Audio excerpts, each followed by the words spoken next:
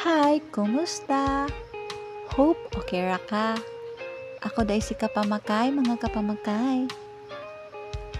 Kung bago ka diri sa channel, please don't forget to like and subscribe, mga Kapamakay.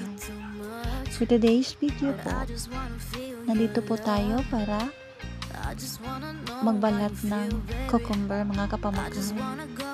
Nag-update diha cucumber, mga Kapamakay.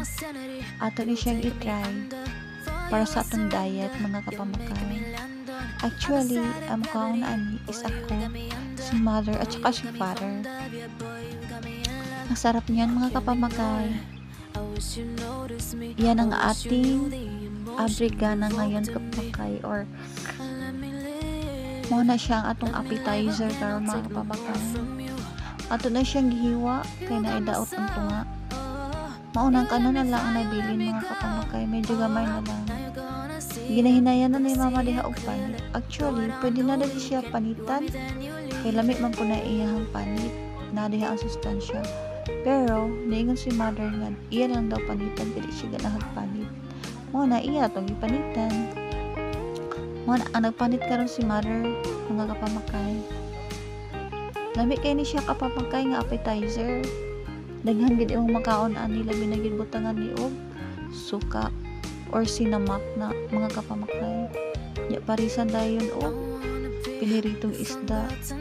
Nya butangan pa dayon nato og asin, mga Kapamakay, og sili, mga Kapamakay, para mas lami siya. Sobrang sarap po nito, mga Kapamakay. Pwede niya itong sundugon, mga Kapamakay, na daot-daot na siya, mga Kapamakay, mo ng daot ang magablihan kung pwede pa ba, pero dili naman, mga Kapamakay. Mga amoy na nagilabo o hugasan na dahil ni mother, mga Kapamakay. Pagka maghugas, iya dahil nag-slice diha dagko kayang slice, mga Kapamakay, para daw madali, mga Kapamakay. Pina-round lang iyang pag slice ani, mga Kapamakay. Very sustansya kayo ni siya. Inya around, inya pinakuha na po. Cubes na po, mga Kapamakay. Bisan unsa na na yung pag-slice ni mother dari ang lapitan, mga Kapamakay. Round na po. Pagka kayo, mga Kapamakay. Ina na si mother mag-slice. Madali-dali. Yan, mga Kapamakay. Importante daw na slice, mga Kapamakay. Pag humana na, mga Kapamakay, butang na itong sinamak ni Roger, mga Kapamakay. Lami kayo na siya nga suka, mga Kapamakay. 150 lamang ang isa ka botilya.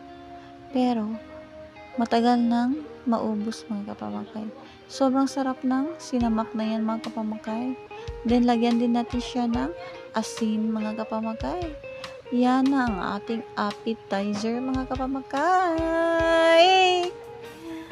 Kumusta, mga Kapamakay? Ato siyang gibutang sa ref dahil, mga Kapamakay, para bugnaw, para mas lami siya. After na siya na ref, ato din siyang gibutang ng suka. Ngunit siya ang suka ni Roger, mga Kapamakay. Lami kay na siya, mga Kapamakay. Butan dahil asin. Naladay na siya sili, mga Kapamakay. Templado na siya nga suka. Muna nindot na kayo. I mean, lami na kayo siya kauno na.